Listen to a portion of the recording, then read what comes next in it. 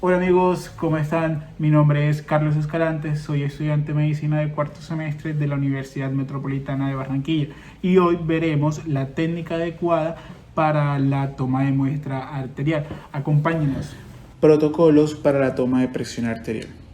Preparación del paciente y colocación del manguito. Para obtener resultados válidos, el paciente debe haber evitado actividad física, fumado, ingesta de cafeína y alimentos, por lo menos en los 30 minutos previos al procedimiento. El paciente debe encontrarse relajado, con la espalda recostada y los pies apoyados sobre una superficie firme, con el brazo expuesto hasta el hombro y el antebrazo con el apoyo a nivel del corazón. Utensilios para tomar la presión arterial. Para el procedimiento vamos a necesitar un tensiómetro, el cual va a consistir de una perilla para inflar, un manómetro y un brazalete, que debe medir mínimo por ancho de 13 a 15 centímetros y de largo de 25 a 34 centímetros, así como también un estetoscopio, el cual comprende de 2 olivas, las mangueras de conducción y una campana o un diafragma. Al colocar el manguito, debe localizar primero la arteria braquial.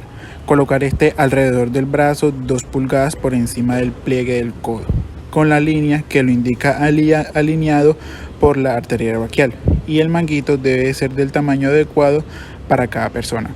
Un manguito pequeño puede sobreestimar la presión arterial, por otro lado, un manguito grande la puede subestimar.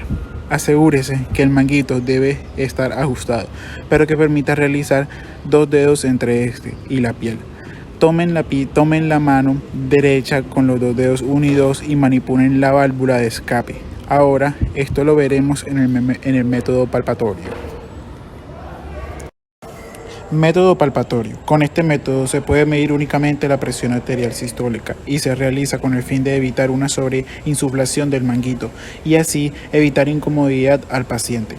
Primero, debe localizar el pulso radial y lateral al brazo, al cual se le colocó el tensiómetro. Debe primero insuflar rápidamente hasta que la presión indique 70 milímetros de mercurio. Luego, continúe insuflando lentamente a razón de 10 milímetros de mercurio cada 2 segundos hasta que el pulso no sea percibido. Esto le indicará la presión arterial sistólica.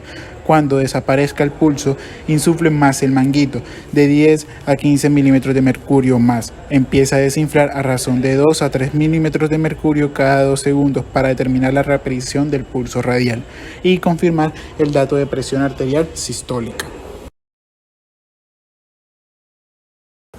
Método auscultatorio. Colóquese el estetoscopio en la posición correcta. Las olivas deben ir posicionadas en ambos conductos auditivos en sentido postero-anterior.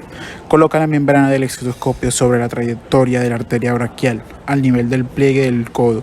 Nunca la coloque debajo del manguito.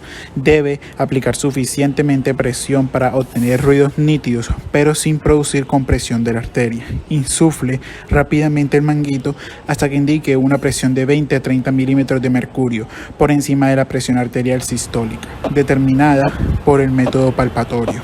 Después de esto, el manguito debe ser desinflado a razón de 2 a 3 milímetros de mercurio por segundo. Mientras desinfla, debe escuchar atentamente las 5 fases de los ruidos del corazón. Para asegurarse que se alcanzó la presión arterial diastólica, usted debe continuar desinflando el manguito 10 milímetros de mercurio luego de la fase 5. Después de esto, debe desinflar rápidamente el manguito hasta luego llevarlo a 0 milímetros de mercurio.